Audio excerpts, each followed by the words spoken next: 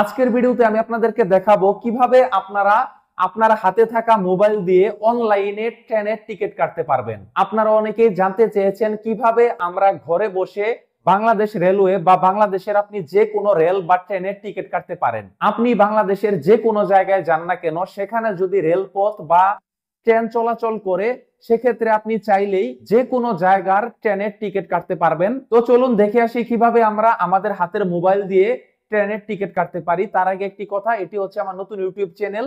আমি আশা করব আপনারা চ্যানেলটি সাবস্ক্রাইব করবেন এবং ভিডিওটি শেষ পর্যন্ত দেখার পর যদি মনে হয় আপনাদের উপকার এসেছে, তাহলে অবশ্যই ভিডিওটিতে একটি লাইক দিবেন। মোবাইল দিয়ে ট্রেনের টিকিট কাটার জন্য আপনি সরাসরি আপনার ফোনের ক্রোম ব্রাউজারে প্রবেশ করবেন।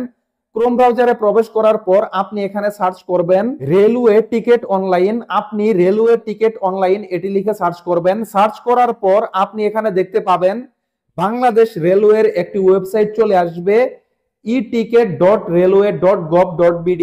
আপনি এই ওয়েবসাইটে প্রবেশ করবেন। শুরুতেই আপনাদেরকে এই ওয়েবসাইটে অ্যাকাউন্ট করে নিতে হবে যদি আপনি টিকিট কাটতে চান। অ্যাকাউন্ট করার জন্য আপনারা ওয়েবসাইটটিতে প্রবেশ করার পর উপরে দেখতে পাচ্ছেন 3 অপশন রয়েছে, এখানে ক্লিক করবেন। আপনি দেখতে পাচ্ছেন রেজিস্টার, এই অপশনে ক্লিক করবেন। এখানে আপনার মোবাইল নাম্বারটি দিয়ে দিবেন। মোবাইল নাম্বারটি দেওয়ার পর আপনার এনআইডি কার্ডের নাম্বারটি এখানে দিয়ে দিবেন। এনআইডি কার্ডের নাম্বারটি দেওয়ার পর এখানে আপনার এনআইডি কার্ড অনুসারে আপনার জন্ম তারিখটি দিয়ে দিবেন। I am not a robot এখানে টিক মার্ক দিয়ে এখান থেকে ভেরিফাইতে ক্লিক করবেন। ভেরিফাইতে ক্লিক করার পর এখানে আপনি আপনার ইমেল অ্যাড্রেস দিয়ে দিবেন। ইমেল অ্যাড্রেসটি দেওয়ার পর আপনার পোস্টাল কোডটি দিয়ে দিবেন। আপনার এনআইডি কার্ডের ব্যাক সাইডে পোস্টাল কোড পেয়ে যাবেন। তারপর আপনি এখানে আপনার অ্যাড্রেসটি দিয়ে দিবেন, আপনার উপজেলা বা জেলার নাম। তারপর এখানে একটি পাসওয়ার্ড দিয়ে দিবেন।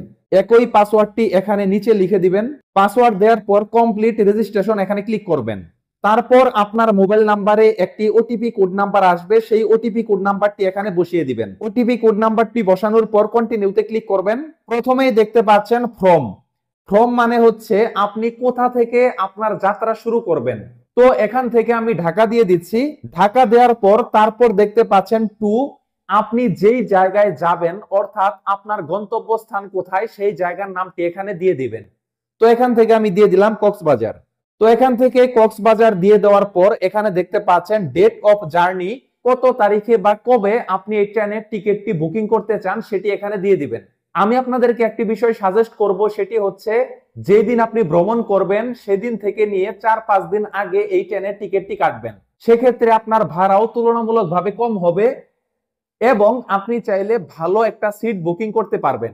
তারপর দেখতে পাচ্ছেন চুজ ক্লাস। আপনি যদি এখানে ক্লিক করেন তাহলে এখান থেকে আপনি সিটের ক্লাস সিলেক্ট করতে পারবেন। এটি মানে হচ্ছে বগি। আপনারা জানেন ট্রেনের ভিতরে বগি থাকে, আপনি কোন বগিতে যাবেন সেটি এখান থেকে সিলেক্ট করে দিবেন। তো এখান থেকে আমি দিয়ে দিচ্ছি শুভন চেয়ার। এটি দেওয়ার পর এখানে দেখতে পাচ্ছেন সার্চ ট্রেনস, এখানে ক্লিক করবেন। তারপর এরকমটা চলে আসলে আপনারা নিচের দিকে যাবেন। নিচের দিকে যাওয়ার পর এখানে আপনারা প্রথমেই যেই ট্রেনের নামটি দেখতে পাচ্ছেন পর্যটক এক্সপ্রেস, এই ট্রেনটি 31 জানুয়ারি সকাল 6:15 ছাড়বে এবং দুপুর 3টায় কক্সবাজার গিয়ে পৌঁছাবে। এই ট্রেনের টিকিট যদি আপনি কাটতে চান সেক্ষেত্রে এখানে শোভন চেয়ারে আপনার খরচ পড়বে 695 টাকা, স্নিগ্ধাতে খরচ পড়বে 1325 টাকা এবং এসিতে আপনার খরচ পড়বে 1590 টাকা। এখানে আপনি টিকিট কাটতে পারবেন না কারণ এখানে অলরেডি বুকিং হয়ে গিয়েছে, এজন্য এখানে রেড আইকন দেখতে পাচ্ছেন। স্নিগ্ধা যেটি 1325 টাকা, এটি আপনি বুক করতে পারবেন, দেখতে পাচ্ছেন বুক নাও লেখা রয়েছে। তারপর যেই ট্রেনের নামটি রয়েছে সেটি হচ্ছে কক্সবাজার এক্সপ্রেস।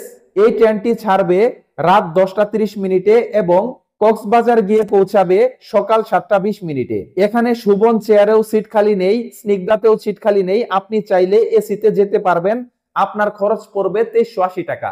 আপনাদেরকে বোঝানোর জন্য বিষয়টি দেখাচ্ছি। দেখেন এখানে বুক নাও এই অপশনের উপর ক্লিক করবেন। ক্লিক করার পর আপনারা এখানে দেখতে পাচ্ছেন হলুদ যে আইকন গুলো রয়েছে এগুলো অলরেডি বুক হয়ে গিয়েছে।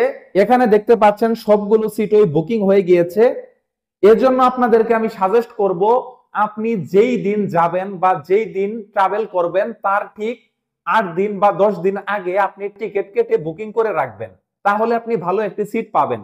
আপনি যদি 2 দিন 1 দিন বা 3 দিন আগে টিকিট কাটেন সেক্ষেত্রে আপনি দেখবেন ম্যাক্সিমাম ভালো সিটই বুক হয়ে গেছে।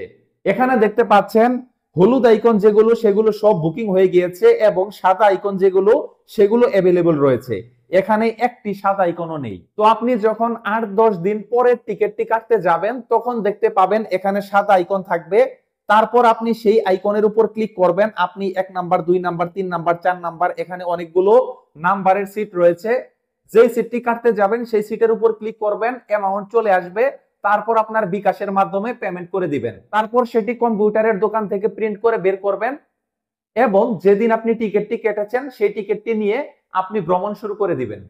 আশা করি আপনারা বিষয়টি বুঝতে পেরেছেন যে কিভাবে ট্রেনের টিকিট কাটতে হয়। তো আজ এ পর্যন্তই, সবাই ভালো থাকবেন।